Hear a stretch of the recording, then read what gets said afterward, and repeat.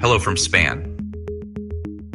There are several ways a span panel can interconnect with your home. This video will address the common practices for incorporating a span panel into your home's electrical system. A span panel can be used as a new main service panel or to replace an existing panel. The span panel includes the ability to house a main breaker.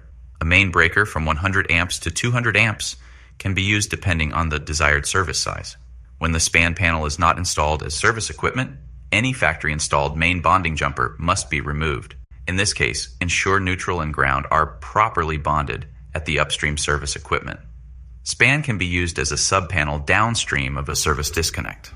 This can apply to new construction or to replace an existing panel.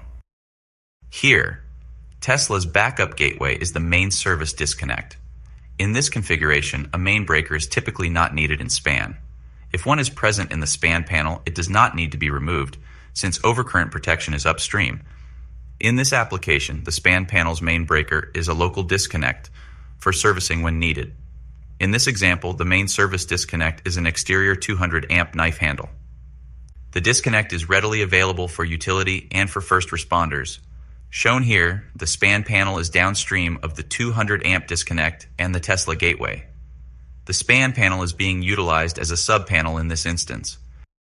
In areas that utilize meter main combination panels, loads are often relocated to the span panel from the existing equipment through a wireway. The span panel is typically fed from a compatible branch breaker or branch lug kit.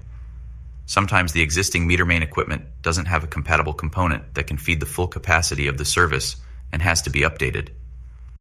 The span panel includes integrated feed-through lugs rated up to 200 amps for connecting to other span panels or existing sub-panels.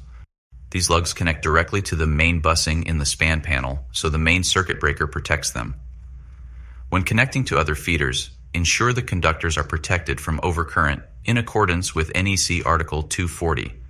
Note that while these lugs have energy monitoring, they are not controlled during an outage. Therefore, for installations with energy storage loads connected to these lugs will always be supplied by the energy storage system. They would effectively fall into the must-have category of loads. Thanks for watching.